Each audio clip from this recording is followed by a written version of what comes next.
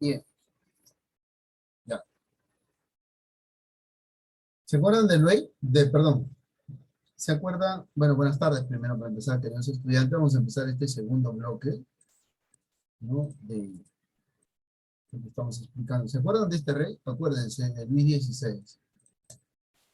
Luis XVI convoca unas elecciones para que se aprueben una serie de impuestos, ¿cierto? Y convoca las elecciones. Así como uno convoca las elecciones, ojo, dentro de las causas que estamos viendo de la Revolución Francesa, este esquemita tampoco se pueden olvidar.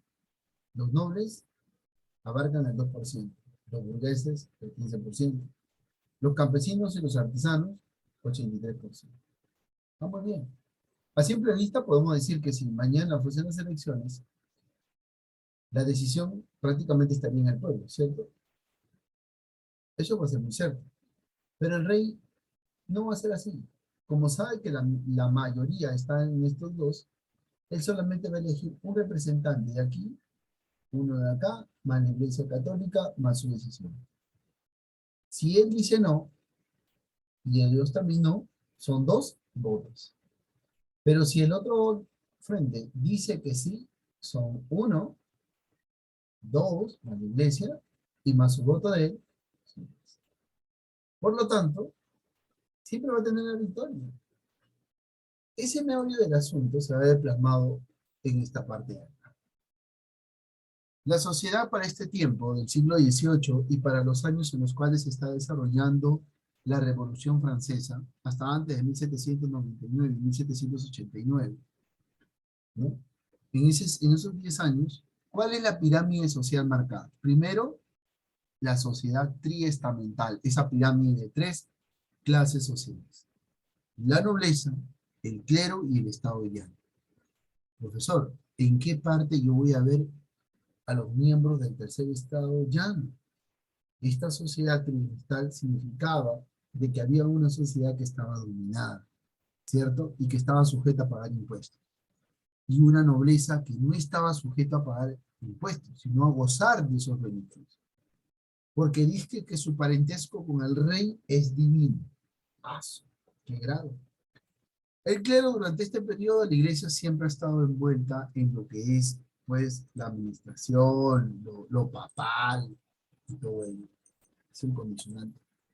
Ahora, dentro del campo de las causas sociales, uno, catalogado el antiguo régimen, el absolutismo, la sociedad triestamental. Ahora, esto no podía cambiar. Estabas destinado, ¿no? Por ejemplo, si tú nacías hijo de un alfarero, terminabas siendo alfarero, medio árabe, era este régimen. No tenías posibilidad de ascender o de crecer o de ir ocupando algo. Entonces, por lo tanto, los privilegios solamente lo tenían cierto grupo social, pues, cierto estamento de la pirámide social. El Estado llano sin privilegios, los campesinos en la miseria, servidumbre de la iglesia, nunca iba a poder llegar al poder político.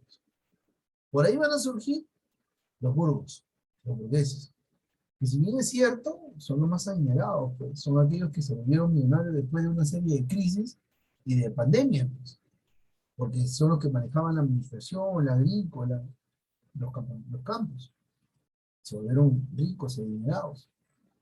Pero así como tenían dinero estos burgueses, también se educaban, pues. Entonces son los primeros en juntarse en reuniones, ¿no? Así como ustedes que, digamos, se juntan, un grupo de su salón, se juntan y debaten. Miren, ya estamos en quinto, vamos a hacer esta promoción, ¿qué va a hacer esto, ¿no? Igualito los burgueses también se juntaban, pues, pero los burgueses pagaban impuestos, pues, y se juntaban para debatir esas situaciones que ellos estaban enfrentando. Imagínense. Y ahí surge parte de empezar a reclamar, pues, oye, ¿sabes qué? Basta ya esta situación. Usted tiene que tener un...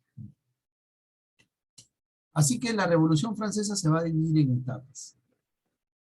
Cuando llegue la etapa del golpe de Estado en 1799, cuando se forma el directorio y en el consulado invita la participación de Napoleón Bonaparte como uno de los generales que va a destacar dentro de la fuerza ¿no? Militar, por así decirlo, en Francia, Napoleón hace un golpe de Estado. Y ahí prácticamente consolida la Revolución Francesa. Y cuando Napoleón asume el liderazgo, surge una nueva etapa. ¿Qué tenemos que saber, profesor? Años en los que se desarrolla la Revolución Francesa. Pregunta de examen. 1789, 1799 es el fin de la Revolución Francesa. ¿Qué más tenemos que saber? Que la Revolución Francesa está dividida en tres etapas. Etapa monárquica. ¿Por qué monárquica? Porque es el monarca que convoca, pues, estados generales, asambleas generales, ¿no? Para contrarrestar las trifulcas.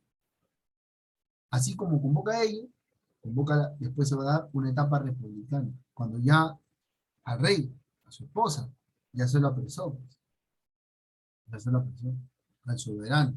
Después de darle una soberana paliza también. Eres soberano, pues se le da la soberana paliza. Ah, tú eres rey, sí, ah, ya, no, tu soberana paliza. Se da la convención.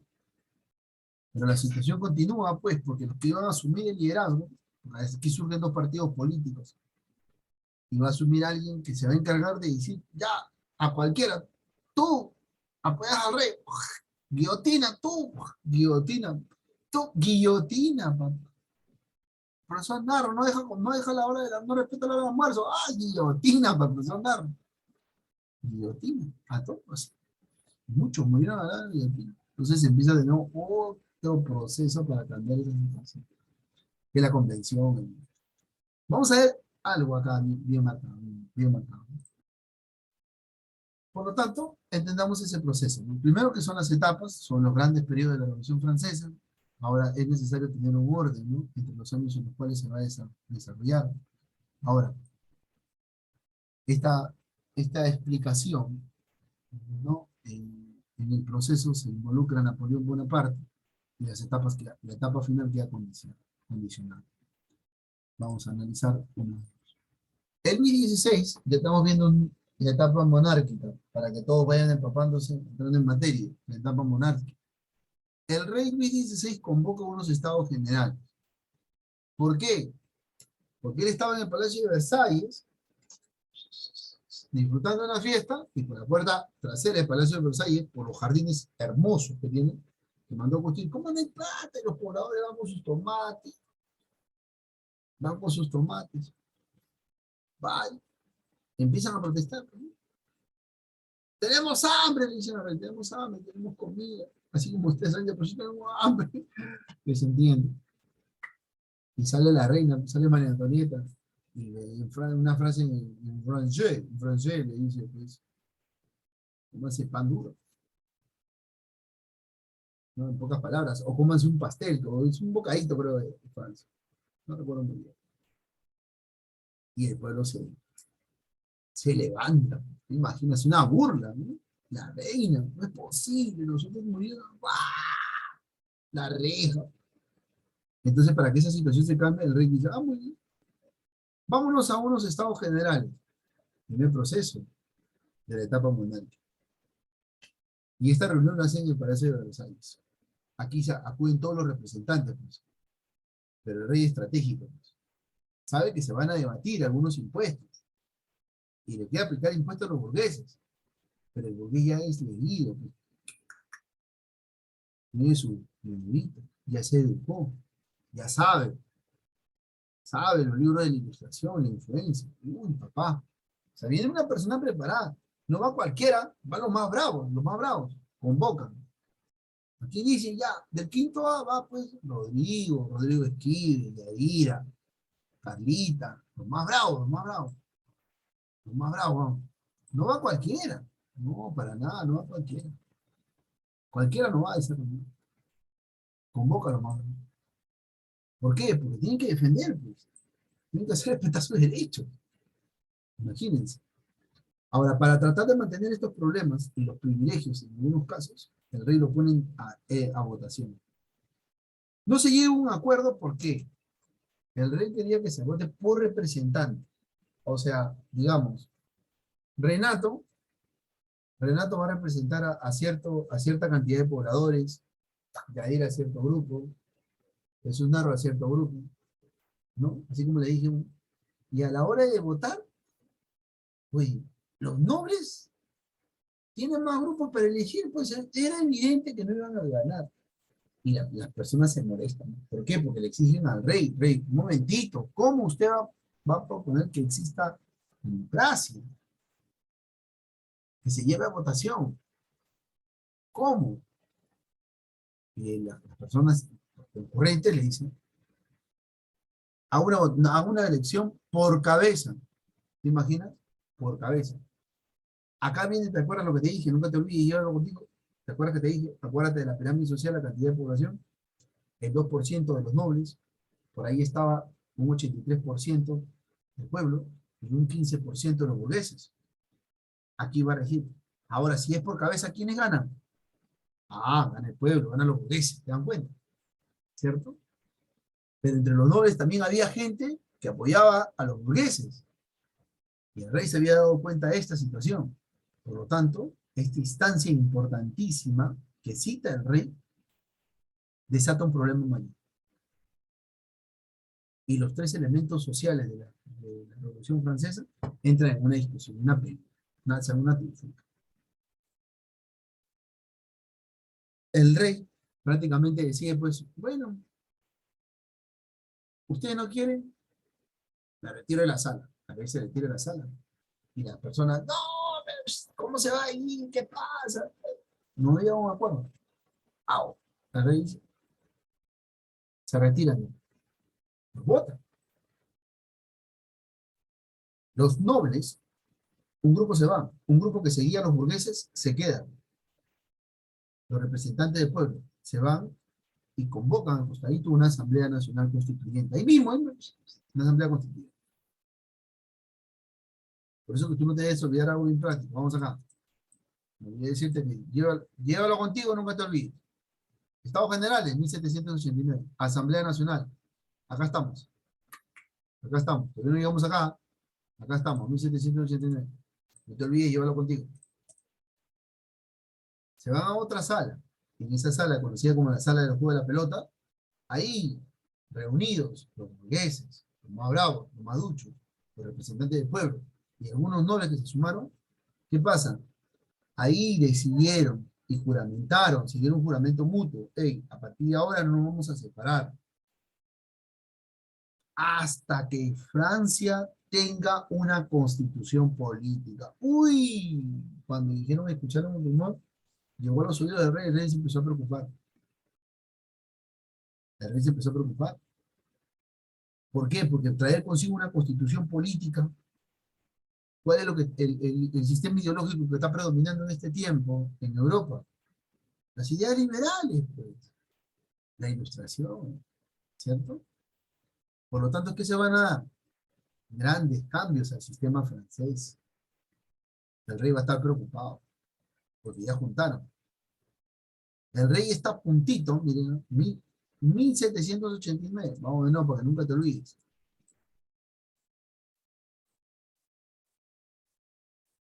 Vamos acá. Todavía estamos acá. Todavía no llegamos acá. A esa situación que juran, ¿no?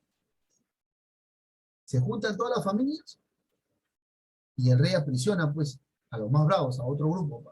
Y los encierra en la toma de las Bastillas, en las Bastillas, que era una cárcel. Los encierra, pues, las esposas, todos empiezan a reclamar.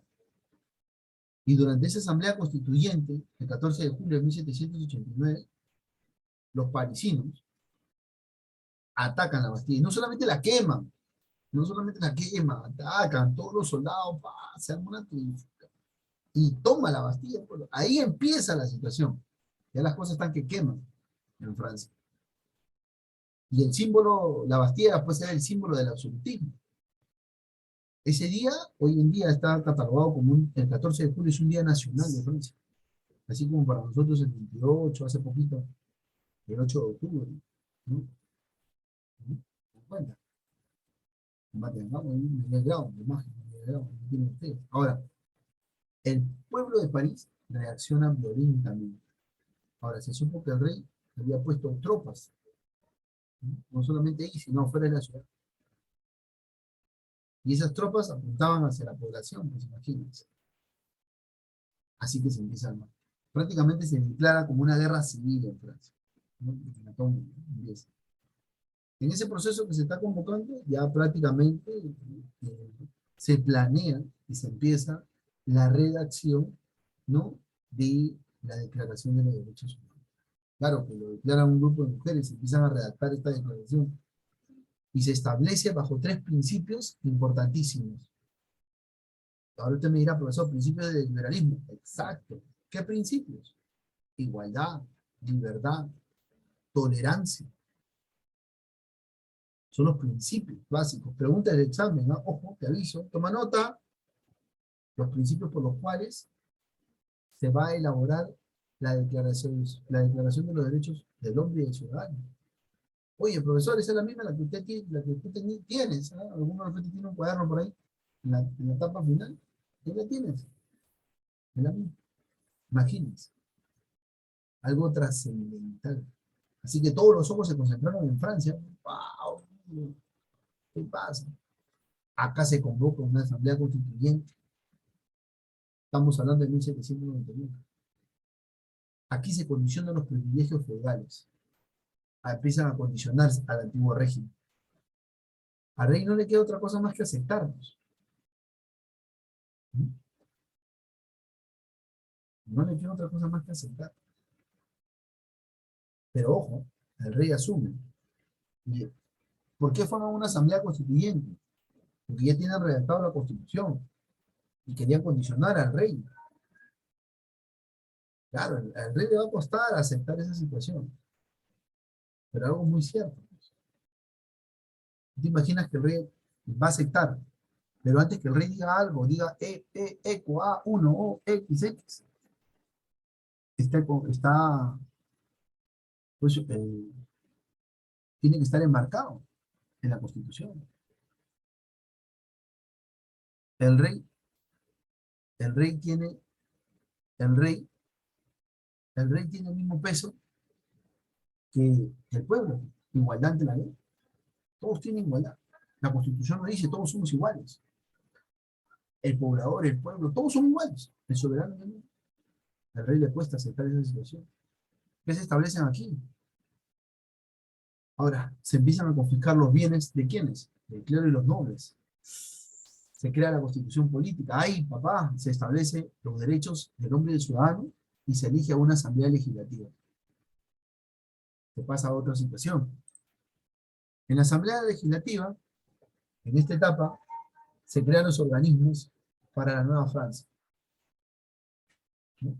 Ahora, cuando se da la situación, el rey es acusado de traición. Ya el rey empieza a escaparse. Ahorita vamos a ver todo eso.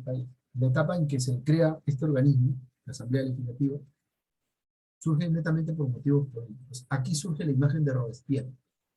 Recuerden de Robespierre, ¿ah? Porque acá también surgen partidos políticos, liderados por ellos mismos. Acá están los girondinos y los jacobinos, ¿no? En este caso, los exaltados, ¿no?, o grupos políticos jacobinos y girondinos, que son los moderados, ¿no? El líder de los jacobinos es Robespierre. La asamblea lo declara, ¿no?, al país en guerra, ¿no?, en contra, contrarios a la revolución. Así, tú para actuar y tú castigar, tú someter, tú tienes que declarar al país en guerra, porque todos están haciendo la revolución, no estás yendo en contra. Ah, está yendo en contra. Todo aquel proceso que esté yendo en contra de la revolución, cortamos la cabeza. Lo declaramos, la asamblea declara la guerra a los países contrarios a la revolución. Y a todos, ¿no?, prácticamente. Ahí está Rusia, los reinos germanos, Rusia, Austria, Austria con muchas más razones. Se declaran la guerra, ¿sí? El primo de María Antonieta estaba pero molestísimo, quería encontrarse con Robespierre. ¿Por qué? Porque habían sido sacados del palacio, de Versalles. Toman el palacio y la reina no le queda otra cosa más que huir. Y en lo que están huyendo, ¿no?, se están alojando en lo último, ¿no? El rey está escapando en su carruaje. Es encontrado por un campesino. El campesino lo detiene y dice: ¿sabes qué? Baja. Soy el rey, tú me debes obediencia, ¿no? Nosotros tenemos nuestros derechos del hombre y del ciudadano. Todos somos iguales, usted es igual que yo. No, Una vez que lo capturan, le dan una soberana París. Como era el soberano, le dan una soberana París. Así se convoca una convención, ¿no? Ya Robespierre instalado, y Robespierre, pues, a todo aquel que era traición a la patria, el rey, ¿no? Pero faltaba el fundamento, pues. El rey es apresado, lo ponen en una cárcel, y como era el soberano, hay que pasarle su comidita. Le pasaban su comidita al rey. Y cuando le están pasando su comidita, un soldado se da cuenta que la canasta tenía otro trasfondo. Y abajo había cartas con las cuales se comunicaba el rey con Austria, con los familiares de su esposa, de la reina. Y el rey es acusado de traición. Al rey, ya, rey, traición, ah, humillado, humillación total, guillotina. Sus restos fueron paseados, pusieron en la espada, así, la cabeza, paseado. No solamente eso, sino la reina también. Por eso que el rey de Austria se volvió loco. Quería, pues, convocó a todos los absolutistas. ¿No? Es por eso que Robespierre le declara la guerra a todos. Porque ya sabía lo que se venía. Prácticamente ese periodo fue donde gobiernan los jacobinos, liderados por Robespierre, y dan muerte a los reyes, establecen una república, etapa republicana ya, ¿no? Establecen el sufragio universal, se crea el culto a la diosa de la razón, se establece un nuevo calendario, mueren casi de 40.000 franceses aguillotinados, 40.000 franceses, 40.000 franceses los cuerpos y 40.000 cabezas por un costado prácticamente. Esa situación era preocupante, tenía que tener un fin. Los moderados reaccionaron contra los jacobinos, contra Robespierre, y tratan de poner fin a esta época de terror que había plasmado Robespierre, y le piden justicia. Robespierre, de tanto guillotinar, también termina la guillotina, y acaban con esa situación en el directorio. Napoleón ingresa, cuando se da, después del directorio, se da un golpe de Estado para 1799. Napoleón toma el poder, ¿no? Y tomando el poder, ¿no? Se nombra primero cónsul, pues se hace el consulado, ¿no? Se hace la reunión, se invita a Napoleón, ¿no? Y se hace el cónsul, primero el cónsul vitalicio, y en 1804 se nombra emperador. Emperador. Y él pierde su poder en el año 1815, cuando se da el Congreso de Viena, cuando se juntan todas las potencias y Napoleón cae en Waterloo, sus enfrentamientos. Hasta 1821 en la cárcel, termina sus años en la cárcel de Santa Elena, aislado, en medio del Océano Atlántico. Obras que hace Napoleón: el Código Civil, crea el Banco de Francia, la moneda nacional, mejora las relaciones con la Iglesia y expande las ideas revolucionarias con sus conquistas. Al conquistar otros territorios, porque expande el imperio de Napoleón Bonaparte, los pueblos se contagian. ¡Ah, vamos a hacer nuestra revolución! Tenemos el apoyo de Napoleón. Y esas noticias también llegaron a América del Sur, pues. Y los países, San Martín, Bolívar, se empaparon de esas ideas también. Ya, ya todo ese desenlace. La batalla de Waterloo, una batalla decisiva, en 1815, termina derrotado Napoleón, una derrota definitiva después de haber querido, pues, expandir sus territorios en Moscú. Como algo, no sé, como repetir la historia. Hitler también quiso hacer lo mismo, invadir Moscú y prácticamente perdió. Napoleón quiso invadir Moscú y perdió también. Waterloo marca un precedente, que es la última batalla donde Napoleón cae condicionado. Los momentos triunfantes de Napoleón, cuando asume el poder del golpe de Estado, cuando se corona emperador, y lo último, para 1821, sus últimos días en la cárcel de Santa Elena. Queridos estudiantes, hemos visto el proceso de todo. Después de la situación de Napoleón Bonaparte, ¿no? Que asume, que es caído, que cae toda la Revolución Francesa, se va a dar una restauración borbónica, con dos procesos importantes: el Congreso de Viena y la Santa Alianza. Esos dos vamos a dejarlos como para investigación el día de hoy, como actividad para la plataforma que vamos a subir el día de hoy. ¿Sí? Vamos a dejarlo como actividad, ustedes van a investigar acerca del Congreso de Viena. El Congreso de Viena prácticamente es la asamblea, la reunión, por así decirlo, que convoca Metternich. Metternich lo convoca, y convoca a todos los monarcas austriacos. para decir unirse y acabar con Napoleón Bonaparte. Una vez que acaban con Napoleón Bonaparte, ¿no? Una vez que acaban, porque en ese Congreso de Viena pactan qué cosa, volver a instaurar en Francia una monarquía absolutista después de Napoleón. ¿Me dejo entender? Después de ello, de que cae Napoleón, se reparte en Francia. Se reparte en Francia. Regresan sus tropas, se remodela el mapa europeo. Instauran a un nuevo monarca en Francia. Ahora, para que ninguno de los pueblos se vuelva a levantar así como Francia, ¿no? ¿Qué hacen? Ah, vamos a crear un grupo, pues. Ahí se crea la Santa Alianza. Y en la Santa Alianza entra, pues, Rusia, entra Metternich, austriaco, Austria, Inglaterra, Gran Bretaña, no, Gran Bretaña, en este caso, Rusia, ¿no? Y a todos esos detalles, a manera de resumen, ustedes van a subirlo a la plataforma, ¿no? Vamos a dejar 2 preguntas para investigar y 3 referente al tema que hemos ocupado el día de hoy, ¿sí? Que lo voy a dejar para ustedes y los estudiantes. ¿Sí? Vamos a... ¿Alguna pregunta hasta este punto? ¿Alguna duda, alguna pregunta? ¿Ninguna? ¿Ninguna? Bien, no viendo preguntas, le voy a pedir que por favor pulgar arriba para mostrar la conformidad de lo aprendido el día de hoy. Gracias Florentino, gracias Carlita, están ahí presentes, muy bien. Gracias Richard, muy bien Mauricio.